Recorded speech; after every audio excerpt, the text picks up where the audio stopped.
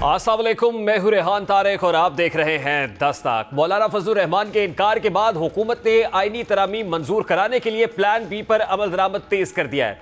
गुज़श्ता रोज कौमी असम्बली के स्पीकर सरदार अयाज सादिक और सूबाई असम्बलियों के स्पीकर ने इलेक्शन कमीशन को खतूत लिखे, जिसके बाद आज कौमी असम्बली की नई पार्टी पोजीशन असम्बली की वेबसाइट पर जारी कर दी गई है। इसमें तहरीक इंसाफ के 80 मेंबरान को सुन्नी इत्तेहाद काउंसिल के उम्मीदवार जाहिर किया गया है। सुन्नी इत्तेहाद काउंसिल के मेंबर नेशनल असम्बली जाहिर हुए, जबकि ज़िमनी इंतखाबात में कामयाब होने वाले उम्मीदवारों के नाम भी इस नई फहरिस्त में शामिल हैं। सुप्रीम कोर्ट ऑफ पाकिस्तान के फैसले के बाद, जिसमें नून लीग की मखसूस नशिस्तों से मुताल्लिक पाकिस्तान तहरीक इंसाफ की जो अपनी सीट्स थी उस पर हुक्म दिया गया था, हुकूमत ने इलेक्शन एक्ट तरमीम का हवाला देते हुए अदालत का फैसला मानने से इनकार कर दिया है। हुकूमत ने 23 मखसूस नशिस्तों को पीटीआई की बजाय खुद समेटने का इरादा जाहिर कर दिया है, जिससे वो आईनी तरमीम के लिए दरकार अक्सरियत हासिल कर सकते हैं। अगर हुकूमत इन नशिस्तों पर कब्जा करने में कामयाब हो जाती है तो मौलाना फजलुर रहमान की हिमायत की ज़रूरत नहीं पड़ेगी।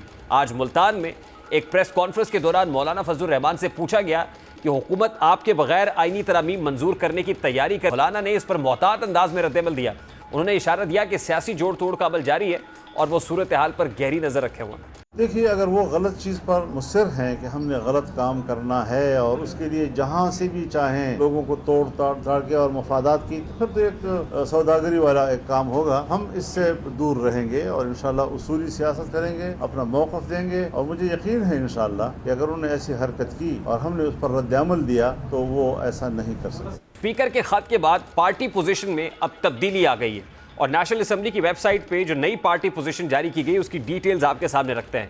स्पीकर कौमी असम्बली सरदार अयाज सादिक के इलेक्शन कमीशन को लिखे गए खत के बाद कौमी असम्बली में पार्टी पोजीशन तब्दील हो गई और कौमी असम्बली सेक्रेटेरिएट ने नई पार्टी पोजीशन जारी कर दी है, जिसके मुताबिक पीटीआई के 80 अरकान को सुन्नी इत्तेहाद काउंसिल का रुकन जाहिर किया गया है। कौमी असम्बली सेक्रेटेरिएट की जानिब से जारी बयान में नून लीग, पीपल्स पार्टी, JUI से वापस ली जाने वाली नशिस्तों का पार्टी पोजीशन में जिक्र किया गया है। नई पार्टी पोजीशन 18 सितंबर को जारी की गई है। एलामिया के मुताबिक हुकूमती बेंचेस पर कौमी असम्बली में मुस्लिम लीग नून 110 और पीपल्स पार्टी की 69 नशिस्तें, जबकि MQM पाकिस्तान की 22, काफ लीग की 5, IPP की 4, मुस्लिम लीग ज़िया, बलोचिस्तान अवामी पार्टी और नेशनल पार्टी का एक रुकन मौजूद है। कौमी असम्बली सेक्रेटेरिएट के मुताबिक हुकूमती बेंचेस पर 20 मखसूस नशिस्तों के सिवा 213 अरकान में है, जबकि अपोजिशन बेंचेस पर सुन्नी इत्तेहाद काउंसिल के 80, JUI के 8, PTI के हिमायत याफ्ता 8 आज़ाद अरकान, PK मैप, BNP मैंगल और MWM का एक मेंबर है। अपोजिशन बेंचेस पर मौजूद एक आज़ाद रुकन ने नून लीग में शमूलियत इख्तियार कर रखी है। सेक्रेटेरिएट के मुताबिक मुस्लिम लीग नून को 15, पीपल्स पार्टी को 5 और JUI को 5 मखसूस नशिस्तें दी गई थी, तहम मखसूस नशिस्तें गिनती में शामिल नहीं हैं। कौमी असम्बली में अरकान की तादाद 23 मखसूस नशिस्तों के बगैर 313 है। खाली और मुतनाज़ 23 नशिस्तें PTI को देने के बाद तादाद 336 हो जाएगी। याद रहे कि गुज़श्ता रोज़ स्पीकर कौमी असम्बली सरदार अयाज सादिक ने इलेक्शन कमीशन को, जिसमें कहा गया था कि पार्लियामान की खुदमुख्तारी कायम रखते हुए इलेक्शन एक्ट के तहत मखसूस नशिस्तें अलॉट की जाए। जिस रुकने पार्लियामेंट ने कागजात नामजदगी के साथ पार्टी सर्टिफिकेट नहीं दिया वो आज़ाद तसव्वुर होगा और आज़ाद अरकान जो एक सियासी जमात का हिस्सा बन गए उन्हें पार्टी तब्दील करने की इजाज़त भी नहीं दी जा सकती। यानी ये बड़ा सीधा साधा सा मामला है जो आज हुकूमत की जानिब से एक चाल चल दी गई है, जिसके तहत मैजिकल नंबर पूरा हो सकता है। दूसरी इंपॉर्टेंट चीज़, वफाकी काबीना की जानिब से the supreme court practice and procedure तरमीमी ऑर्डिनेंस 2024 की मंजूरी है, जिस पर सदर मुमलिकत ने दस्तखत कर दिए और इसके तरीके से ऑर्डिनेंस नाफिजुल अमल हो गया है। इस ऑर्डिनेंस में क्या हुआ है कि आइन के आर्टिकल 184 क्लॉज 3 के तहत जारी करदा हुक्म के खिलाफ अपील का हक ऑर्डिनेंस में शामिल कर लिया गया है। आइन के आर्टिकल 184 क्लॉज 3 के तहत तहरीरी तौर पर अब यह बताना होगा कि ज़ेर गौर मामला हकीकतन अवामी मफाद का मामला है। Supreme court practice and procedure तरमीमी ऑर्डिनेंस 2024 के नफाज से अदलिया में जो भी कार्रवाई होगी इसका ट्रांसक्रिप्ट तैयार होगा जो आवाम के लिए दस्तयाब होगा।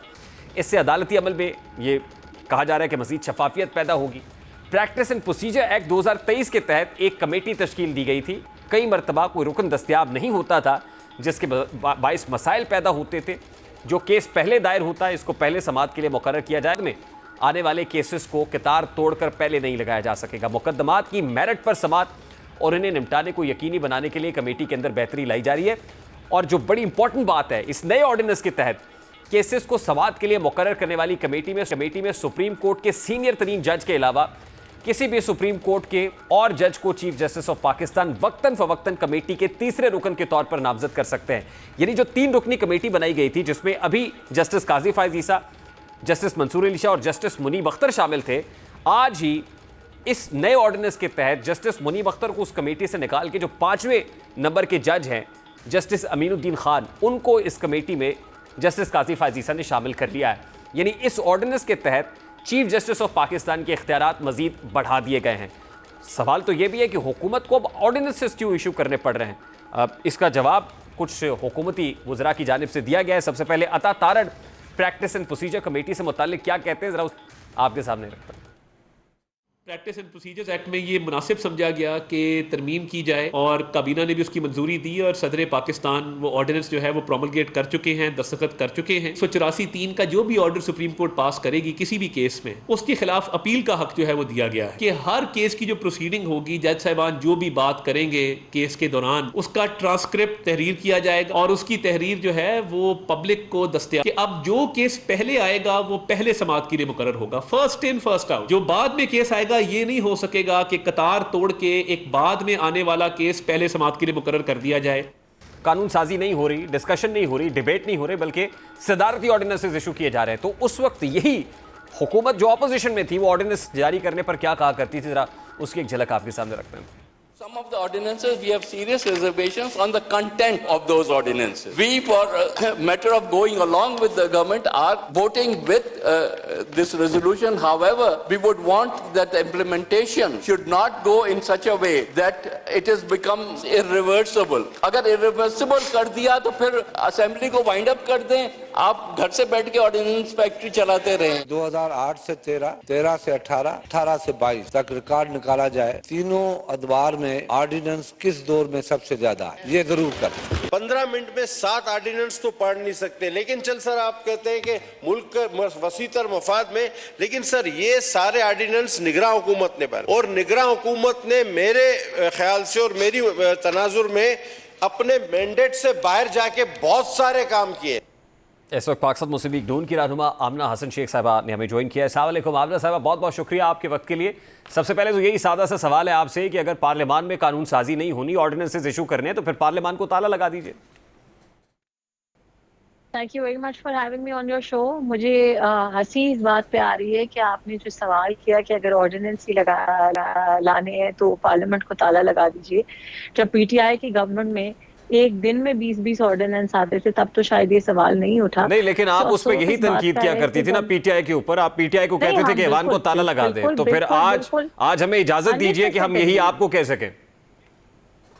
नहीं, आप जरूर है। देखिए, मीडिया तो वैसे ही फ्री है, I am very strong supporter of freedom of speech. आपका जो दिल कर सकते हैं आप, no disagreements, no problem with that, but what I am saying is कि हमें हर चीज को अंडरस्टैंड करना चाहिए गिवन सर्कमस्टांसेस के अंदर। आप शायद इस बात से वाकिफ होंगे कि काजी फायज ईसा ने एक जजमेंट भी दी थी जिसमें ये कहा गया था कि जी सिर्फ हंगामी हालात के अंदर, तो हंगामी हालात को तो हमें डिफाइन करने दें।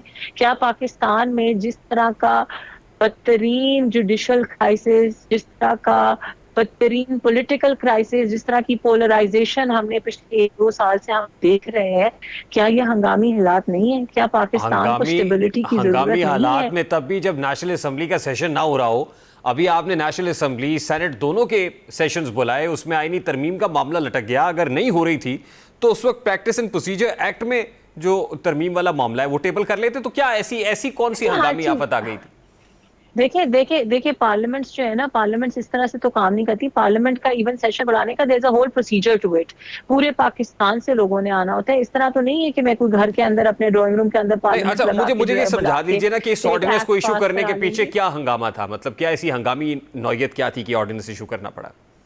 देखिए, इस ऑर्डिनेंस के पीछे नहीं मैं कह रही हूँ, मैं ये कह रही हूँ कि मुल्क में इस वक्त जिस तरह का जुडिशल क्राइसिस चल रहा है, इस वक्त हमें अशद तरीन जरूरत है कि हम अपनी अंडरस्टैंड करने की बात यह है कि जो इवन हम आपने बात की कॉन्स्टिट्यूशनल अमेंडमेंट की, वो और जो हमें आज ऑर्डिनेंस की बात करें, अंडरस्टैंड करने की बात यह है कि ये सारी चीजें इंटरलिंक्ड हैं। देखिए, जिस वक्त आपने practice and procedure act introduce किया था तो उस वक्त आपने चीफ जस्टिस को कहा कि ये मास्टर ऑफ द रोस्टर है, इसके पास पावर्स बहुत ज्यादा है, इन पावर्स को कम करना चाहिए, फर्द वाहिद के पास इतनी पावर्स नहीं होनी चाहिए। आपने 3 मेंबर कमेटी बना दी।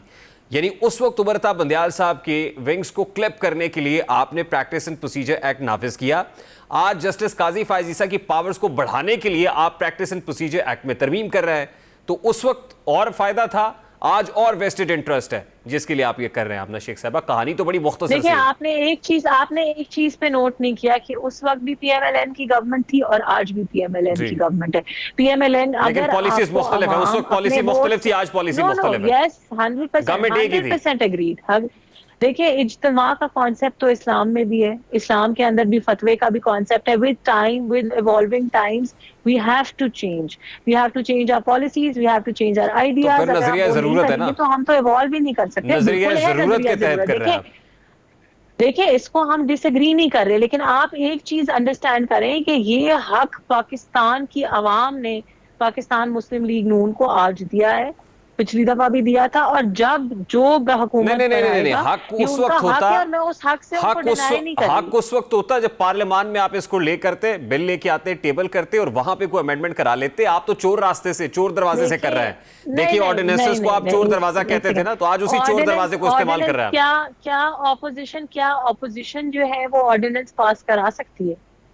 नहीं ना। तो दिस इज ये हुकूमत का तो जिस वक्त पीटीआई ऑर्डिनेंसेस इशू कर रही थी, तो उस वक्त ये लॉजिकल आर्गुमेंट क्यों नहीं दिया करते थे आप? No, of course it was. देखिए, मैं आज भी ये कह रही हूँ कि बेहतर होता अगर हम इसको एक्ट के थ्रू करते, but circumstances did not allow. मैं वही तो सर्कमस्टांसेस पूछ रहा हूँ कि क्या सर्कमस्टांसेस है मैडम?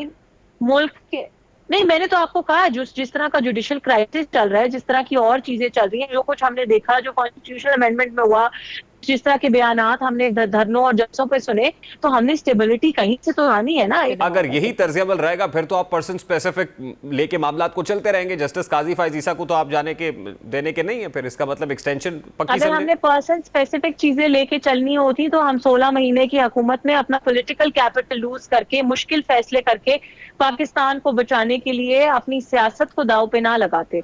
आप इस चीज को समझ नहीं रहे कि जब हम कॉन्स्टिट्यूशनल अमेंडमेंट की बात करते हैं, जब हम लेजिस्लेचर को पावर देते हैं कि वो जुडिशरी को सिलेक्ट करेगी, लेजिस्लेचर को स्ट्रॉन्ग करते हैं, तो इनको प्रॉब्लम ये है कि जी लेजिस्लेचर को इतने इख्तियारात क्यों कर दे दिए। जब हम जुडिशरी को स्ट्रॉन्ग करने की बात करते हैं तो प्रॉब्लम ये है कि जी चीफ जस्टिस को इतने इख्तियारात। बात यह है कि जब आपका दिल करता है आप जुडिशरी को स्ट्रॉन्ग करते हैं, और जब आपका दिल करता है आप जुडिशरी को वीक करते हैं। कि chief justice, Yes, let me explain that also. आज ये प्रॉब्लम इसलिए है कि काजी फायज, let's see the flip side of it. आज ये प्रॉब्लम इसलिए है कि आज काजी फायज ईसा चीफ जस्टिस है। जिस दिन उमर अता बंदयाल चीफ जस्टिस था, उसकी पावर कम करने पे भी सवाल उठाया गया था। जी, जिस तरह से आप पार्लियामेंट्री डेमोक्रेसी की एडवोकेट, और होना भी चाहिए, जाहिर है इस वक्त पार्लियामेंट्री डेमोक्रेसी, बट जो स्पीकर नेशनल असेंबली होता है उसका जो रोल होता है वो इम्पार्शियल रोल होता है, वो जानिबदार नहीं होता। लेकिन जिस अंदाज में सरदार अयाज सादिक साहब ने गुज़श्ता रोज चीफ इलेक्शन कमीशन मेंबरान को खत लिखे और अब खुद ही सुप्रीम कोर्ट ऑफ पाकिस्तान के फैसले के बावजूद नेशनल असेंबली वेबसाइट के ऊपर जो पार्टी पोजीशन है वो भी दे दी, जिसमें पीटीआई के लोगों को सुन्नी इत्तेहाद काउंसिल का दिखाया गया है, is it justified? Thank you very much for asking me that question. I don't know if you know or not, लेकिन मैंने खुद as a petitioner election commission में भी एक पिटिशन की है सेम इशू के ऊपर कल ही। क्योंकि बात यह है कि क्या हम कि 12 जुलाई की जो जजमेंट थी, थोड़ा सा मुझे हौसले से सुनिएगा, जो 12 जुलाई की जजमेंट थी, it was an emotional judgement, जिसमें यहाँ इस तरह के रिमार्क्स किए गए कि जी एक पॉपुलर जमात है, उनको आप उनके राइट से कैसे डिप्राइव कर सकते हैं, एक्सेट्रा एक्सेट्रा। सो मैं सिर्फ ये कहना चाहती हूँ कि जो लॉ होता है ना, लॉ के कोई इमोशंस नहीं होते, law has to be black and white. क्या ये जो आईने पाकिस्तान में इस वक्त पकड़ के बैठी हूँ, क्या इसका आर्टिकल 51(6) ये अलाउ करता है कि 8 महीने गुजरने के बाद एक पार्टी ये डिसाइड करे कि जी हमें दोबारा से टाइम दिया जाए, और सुप्रीम कोर्ट लॉ को आर्टिकल 51 को रीराइट करे और कहे जी कि 8 महीने के बाद अब हम आपको 15 दिन दे रहे हैं तो डिसाइड आप अपनी पार्टी एफिलिएशन बता दें। जब मुझे प्लीज, मैंने आपको कहा था, मुझे प्लीज सुनिएगा, आमना शेख साहिबा, आपने बात दोबारा डिसाइड कर लो। इसमें आसान सा हल आपके पास ये कि आप रिव्यू में जाए, हुकूमत रिव्यू में चली जाए, बट ये कोई तरीका नहीं है कि दो इदारों के माबैन तसादुम और महाजराई जो है ना उसका रास्ता ओपन कर लिया जाए। सो यू हैव डिसाइडेड, मेरा सवाल ले लेना, अब मेरा सवाल ले लेना, you have decided to fight against supreme court of Pakistan. Not at all. I'll tell you. We have decided to fight for the supremacy of the Constitution of Pakistan. Constitution of Pakistan के मुताबिक there's a principle of separation of powers, where legislature has to make the laws Judiciary has to interpret those laws and administration has to implement those laws. मसला ये है कि हम इन तीनों जो organs of state हैं उनके roles को भूल चुके हैं। ये तो हम मसला है कि आपसी जान के एग्जीक्यूटिव अंदर इंप्लीमेंट करने को तैयार ही नहीं है ना। मैं आपको बताती हूँ, एग्जीक्यूटिव इम्प्लीमेंट नहीं करेगा क्योंकि एग्जीक्यूटिव इम्प्लीमेंट करेगा जो लॉ ऑफ द लैंड है उसको। एग्जीक्यूटिव का काम है लॉ ऑफ द लैंड को इम्प्लीमेंट करना। मुझे please hear me out. Issue ये है, एक आर्टिकल 51 ऑलरेडी एग्जिस्ट करता था, इसके अंदर कोई डिटेल्स नहीं है। जो ये कॉन्स्टिट्यूशन होता है वो एक जाविया होता है, जैसे कुरान और सुन्नत अगर आप मिसाल लेते कि कुरान में जो है वो ब्रॉडली चीजें डिफाइंड होती हैं, देन सुन्नत एंड हदीस से we get into the nitty gritties of that. Same way constitution में आर्टिकल 51 ने प्रोवाइड किया कि जो इंडिपेंडेंस है उनको 3 दिन में ज्वाइन करना है। अब जो उसके आगे की डिटेल्स है वो that is for the election act to provide. Meanwhile supreme court ने इस आर्टिकल की इंटरप्रिटेशन की, इलेक्शन एक्ट की इंटरप्रिटेशन की, सेक्शन 66 मैं यही आपसे जानना चाह रहा हूं ना कि आपने ये interpretation- फैसला कर लिया कि सुप्रीम कोर्ट ऑफ पाकिस्तान के फैसले को नहीं मानना है। फैसले को मानने की बात ही नहीं है, कॉन्स्टिट्यूशन ने नहीं, ये यही राइट तो आप दिया कह रही है ना। लेजिस्लेचर को। तो इसका मतलब ये है कि आपने सुप्रीम कोर्ट के फैसले को नहीं माना। Bye act of the parliament. मैं यही कह रहा हूं ना, आप मानने से तो बातें आगे गुजर चुकी हैं, बातें मानने से आगे गुजर चुकी हैं। एक्ट ऑलरेडी आ चुका है and then that act, election act amendment act 2024 is the current law. आप मखसूस नशिस्तें 23 मखसूस नशिस्तें समेटने के लिए तैयार हैं आप? जी बिल्कुल, हम वो तो हमारी ऑलरेडी यानी है, इसी वो एक ज्यादती की गई 12 जुलाई की जजमेंट के थ्रू। वो नशिस्तें और हम आपकी उस कैसे हैं ज्यादती भाई? को सिर्फ हमारे साथ नहीं, किसी के वो भी साथ। नशिस्तें आपकी कैसे तो हैं? हमारी क्योंकि all these candidates are independent as पर आपकी नशिस्तें आपके इंडिपेंडेंट कैंडिडेट्स के हिसाब से है। ऐसा नहीं है कि आपकी प्रोपोर्शन है भी नहीं कि किसी के 5 इंडिपेंडेंट्स हैं तो उसको मजीद नशिस्तें दे दी। ऐसा तो नहीं हो सकता ना, आपकी प्रोपोर्शन के हिसाब से आपको नशिस्तें मिली ये हैं। इंटरप्रिटेशन, ये ऑर्डर ईसीपी ऑलरेडी पास कर चुका है, इसके ऊपर इंटरप्रिटेशन आ चुकी है। अगर ECP I have to take a very quick short break। आमना शेख साहिबा पाकिस्तान मुस्लिम लीग नून की रहनुमा हमारे साथ मौजूद थी। लेट्स टेक अ ब्रेक और ब्रेक के बाद जब वापस आएंगे तो पाकिस्तान तहरीक-ए-इंसाफ को मशरूत जलसे की जो मशरूत इजाज़त है लाहौर में मिल चुकी है, उसमें शराइत क्या रखी गई हैं और पाकिस्तान इससे खुश है या नहीं, इस पर बात करेंगे इस ब्रेक के बाद हमारे साथ।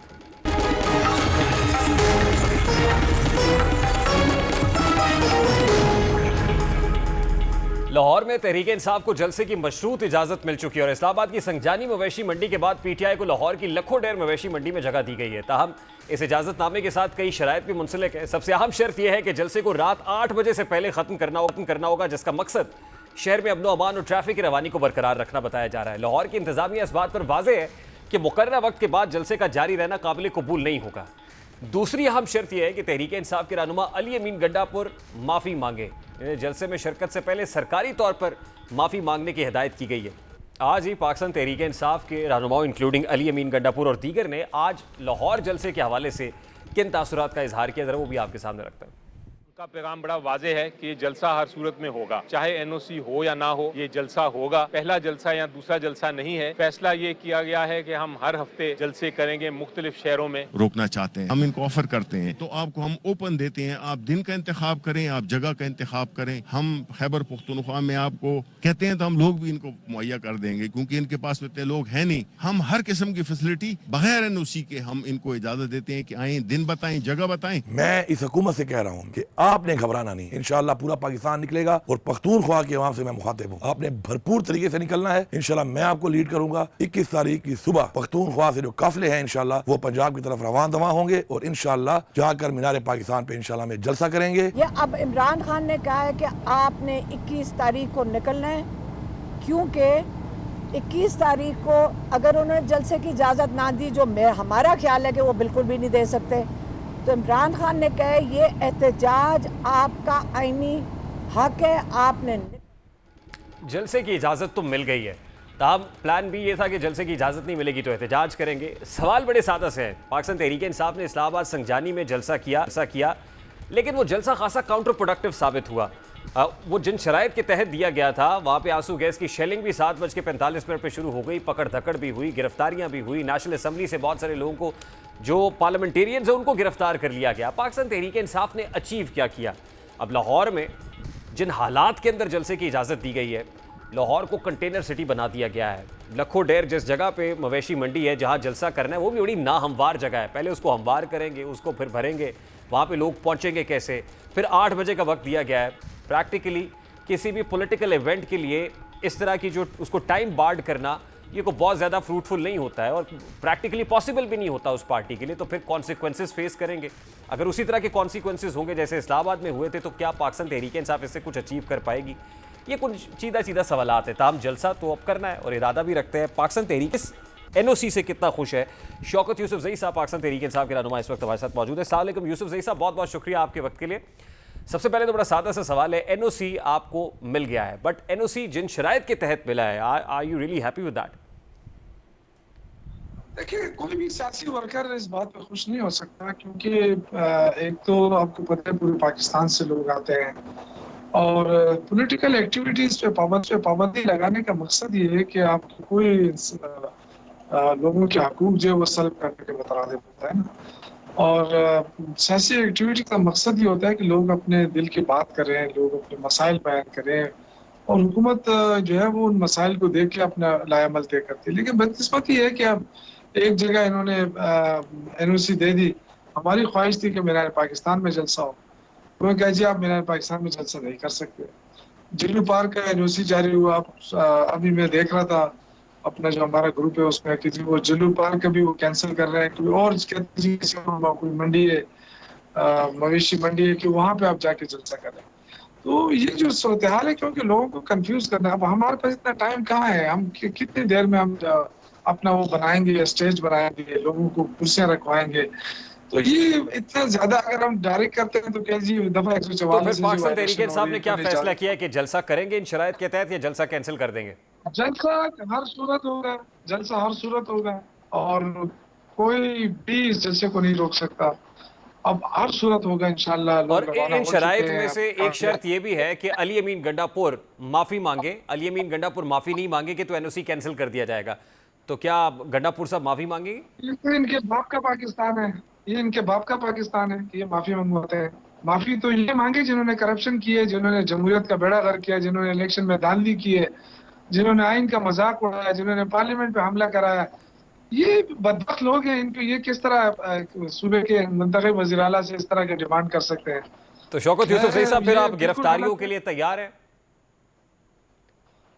देखिए, अगर ये गिरफ्तार करेंगे ना तो हमारे पास भी एक सूबा है अल्हम्दुलिल्लाह, फिर इनके लोग भी यहाँ नहीं फिर सकेंगे। अगर इस तरह की बात हुई ना, हम तो बड़ा लिहाज कर रहे हैं, हम बड़ा जमहूरियत पसंद लोग हैं, पुरअमन लोग हैं, हम इस तरह की कोई सिचुएशन क्रिएट नहीं करना चाहते वहाँ, वरना यहाँ की जो इनकी लीडरशिप है, जो वज़रा है, ये घरों से निकल भी नहीं सकेंगे। देखिए, इस तरह सूरत-ए-हाल न बनाया जाए। पाकिस्तान एक ही पाकिस्तान है। नहीं, लेकिन शौकत यूसुफजई साहब, इस तरह से तो सुबाहियत का बीज नहीं बो देंगे आप? हम हो रहे हैं, आप हो रहे हैं, अजीब बात कर रहे हैं। आपने क्वेश्चन किया, यहाँ आजाद घूमते फिरते हैं, हमारे खिलाफ बातें कर रहे हैं। गवर्नर जो बिठाया है वो सुबह शाम जो है ना वो हुकूमत के खिलाफ भी लगा होता है, सब कुछ हम तो बर्दाश्त कर रहे हैं। हमने तो कभी ये नहीं कहा है कि जी माफी मांगे। देखिए, पॉलिटिकल चीज है। अगर अली अमीन गंडापुर साहब ने कोई बात की है तो पॉलिटिकल बात की है ना, तो अगर सियासत पे पाबंदी है तो बता दे, शहबाज शरीफ बता दे कि जी सियासत पे पाबंदी है, आप कोई सियासी बात नहीं करेंगे। तो देखिए, ये चीज जो है ना, ये नफरतें ना फैलाएं।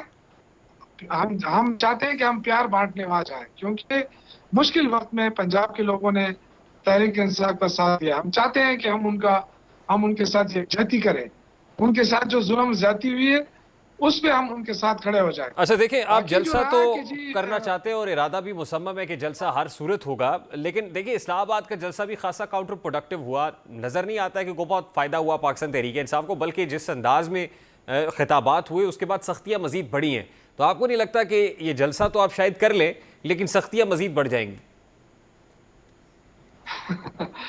देखिए, पॉलिटिकल वर्कर हैं हम सारे, और सख्तियां अगर ये कर रहे हैं तो कल इनकी भी बारी आ जाएगी ना। हमने तो सख्तियां झेली हैं। ये किधर, ये पाकिस्तान में रहेंगे या पाकिस्तान से बाहर जाएंगे? तो ये कोई देखे, ये कोई वो वाली बात नहीं है। हम सबका पाकिस्तान, सबका पाकिस्तानी है, महबूब वतन है। सियासी एक्टिविटी कर रहे हैं, कोई पंजाब पे हमला करने नहीं जा रहे हैं हम कोई। अगर इस तरह की बातें, तो उससे जो है ना नफरतें फैलेंगी कि जी ये पठान आ रहे हैं, ये वो हो रहा है। सिर्फ पठान नहीं आ रहे हैं, सिंधी भी आ रहे हैं और बलोची भी आ रहे हैं और पंजाबी भी आ रहे हैं। तो सारे मिलके कश्मीरी भी आ रहे हैं। मेरे ख्याल से ये बहुत बड़ी ज्यादती होगी कि एक दिन आप एनओसी दें, दूसरी बात अभी तक मतलब ये कि हमारी टीम वहाँ मौजूद है सारे वकला की। नहीं, मैं असल में आपसे पूछना ये चाह रहा हूँ यूसुफ जी साहब, मैं पूछना चाह रहा हूँ, देखिए कि इन जलसों से पाकिस्तान तहरीक इंसाफ अभी अचीव क्या कर रही है, फायदा क्या हो रहा है? ये तो दिखाई देता है कि काउंटर प्रोडक्टिव हो रहे हैं, नुकसान ज्यादा हो रहा है बनस्बत ये कि फायदा हो। देखिए मेरी बात सुने, सियासी लोग क्या कर सकते हैं? हम कोई जत्ता तो नहीं है ना कि डंडे उठाएं और कानून तोड़ के जाएं। हम तो न कानून तोड़ना चाहते हैं, हम प्रॉपर तरीके से हमें। बहुत बहुत शुक्रिया शौकत यूसुफजई साहब। I have to take a very quick short break. एक ब्रेक लेते हैं, ब्रेक के बाद वापस आएंगे तो पंजाब की 25 यूनिवर्सिटीज़ के वाइस चांसलर्स की तैनाती का मामला है। गवर्नर पंजाब और चीफ मिनिस्टर पंजाब के माबैन ठन गई है, डेडलॉक मौजूद है। डेडलॉक किस बात पर है, बात करेंगे इस ब्रेक के बाद। हमारे साथ रहिए। पंजाब में यूनिवर्सिटीज़ के वाइस चांसलर्स की तकर्रियों के मामले पर गवर्नर और वजीर आला आमने सामने हैं। गवर्नर पंजाब सलीम हैदर ने वाइस चांसलर्स की तकर्री के लिए वजीर आला पंजाब मरियम नवाज की भेजी गई समरी पर इख्तलाफ करते हुए कहा है कि वजीर आला की जानिब से वाज़ेह तौर पर कोई नाम तजवीज़ नहीं किया जा सकता।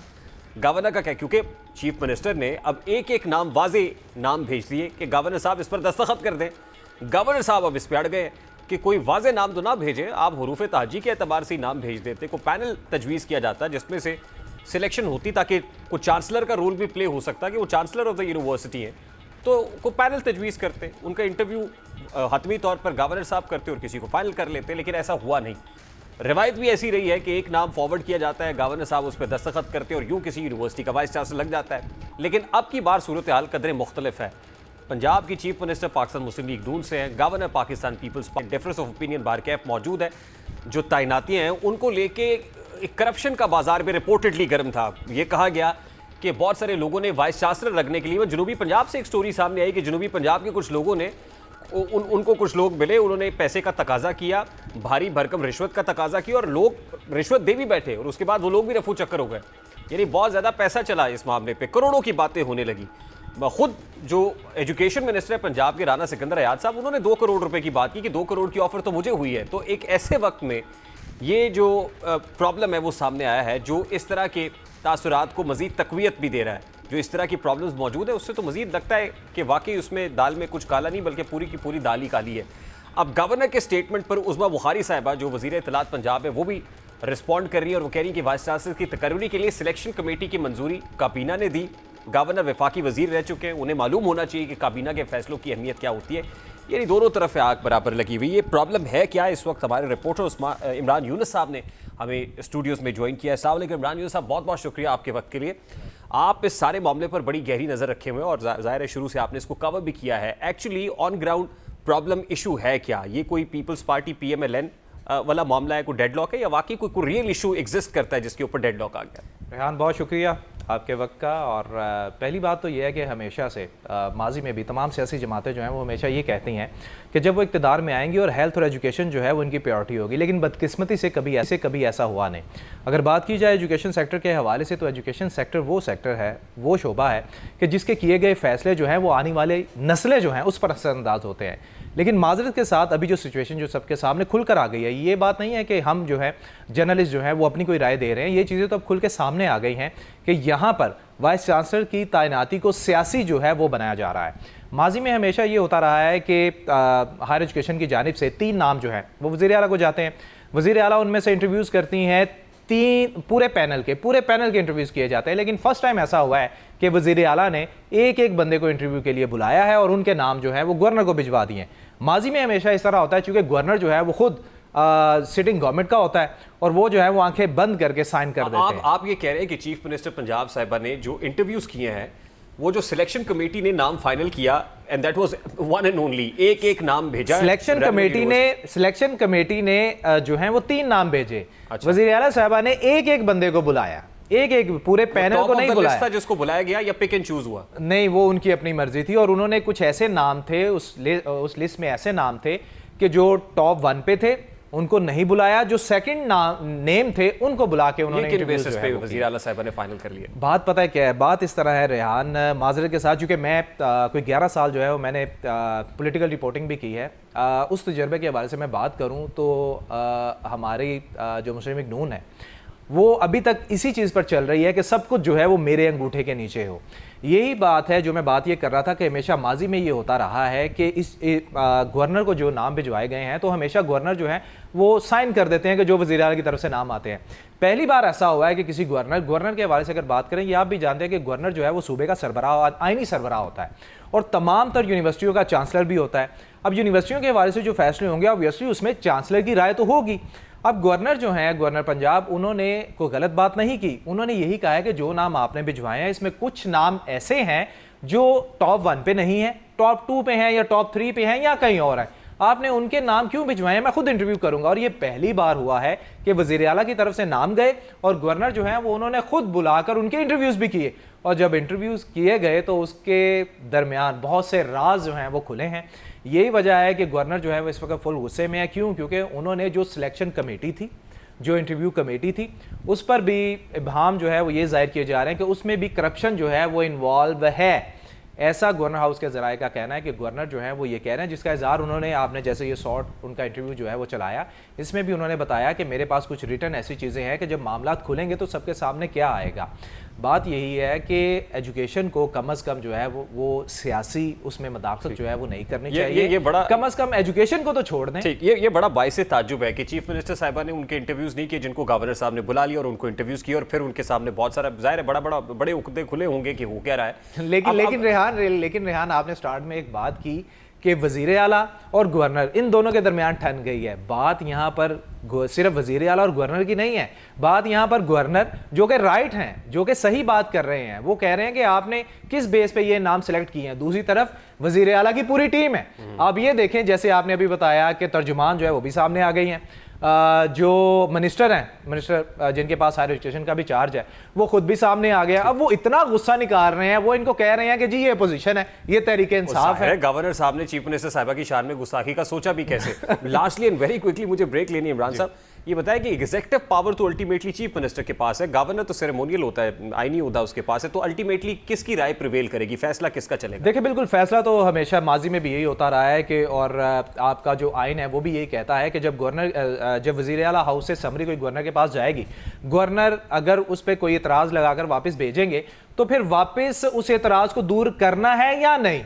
वैसे ही चाहे मनोवन वो समरी दोबारा वापस भेजनी है गवर्नर को, और अगर गवर्नर 14 दिन में उसका फैसला नहीं करेंगे तो वो वज़ीर आला का जो फैसला है उस पर वो मान लिया जाएगा। लेकिन यहाँ गवर्नर जो है वो राइट पर हैं। ठीक, बहुत बहुत ये कह रहे हैं कि भाई बताएं तो सही आपने ये किस बेस पे ये नाम चुने। बहुत बहुत शुक्रिया इमरान यूनुस साहब। I have to take a very quick short break. Governor राय पे, अब उनकी जो राय है वो साहिब है और जाहिर है कि वो बिल्कुल ठीक कह, फिर भी जाहिर है चीफ मिनिस्टर के पास एग्जीक्यूटिव पावर है। जैसे 14 दिन की बात हुई, वो लैब्स होंगे भी तो अल्टीमेटली चीफ मिनिस्टर साहिबा जो कह रही हैं वो मान लिया जाएगा। लेकिन बात ऑब्वियसली बड़ी सिंबॉलिक है कि किस अंदाज में जो यूनिवर्सिटीज़ के सरबराहान हैं उनको पॉलिटिकल बनाया जा रहा है और पॉलिटिकल लोगों को अपॉइंट किया जा रहा है। और ये कोई पहली बार नहीं हो रहा, हमेशा पॉलिटिकल पार्टीज अपने मनपसंद लोगों को, अपने वेस्टेड इंटरेस्ट के लिए यूनिवर्सिटीज़ के अंदर पॉलिटिकल लोगों को लगाती हैं जिससे अपने गेन हासिल करने होते हैं। प्रोग्राम में अभी एक ब्रेक शामिल करते हैं और ब्रेक के बाद जब वापस आएंगे तो IMF पाकिस्तान को कुछ ट्रांच अप्रूव करने जा रहा है, एग्जीक्यूटिव बोर्ड में नहीं है।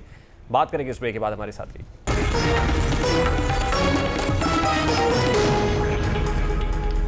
IMF की जानिब से खुशाइंद खबर कि IMF पैसे दे रहा है नहीं दे रहा पाकिस्तान को, लेंडिंग एजेंसीज का फैसला तो बाद में होगा। लेकिन फाइनेंस मिनिस्टर ने कहा है कि दोस्त ममालिक की यकीन दहानियों के बाद IMF अब सेटिस्फाइड है, इजलास बुला लिया है, हमें किस्तों में रकम फराम करेगा जिसके लिए शर्तें पूरी करना होंगी।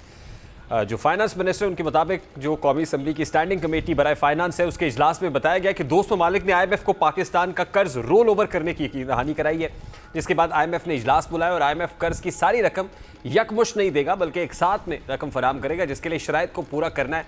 उनका कहना है कि सबसे मुश्किल पावर सेक्टर इस्लाहात है। IMF के साथ $7 अरब का प्रोग्राम है और पाकिस्तान की मजमूई ज़रूरियात $12 अरब। IMF कर्ज के अलावा $5 अरब इजाफी फाइनेंसिंग की ज़रूरत भी होगी। अब देखना यह है कि जो इजाफी फाइनेंसिंग है ये पाकिस्तान हासिल कर पाएगा और उससे पहले कि IMF से जो ट्रांच है वो आने के बाद क्या जो स्पेस है वो क्रिएट हो जाएगी जिसमें एक आम आदमी को भी जो सांस लेने की गुंजाइश मैसर आ सके। प्रोग्राम का वक्त अपने इख्तिताम को पहुंचा, आपसे मुलाकात होगी इंशाल्लाह अगले हफ्ते। रखिए ख्याल, अल्लाह हाफ़िज़।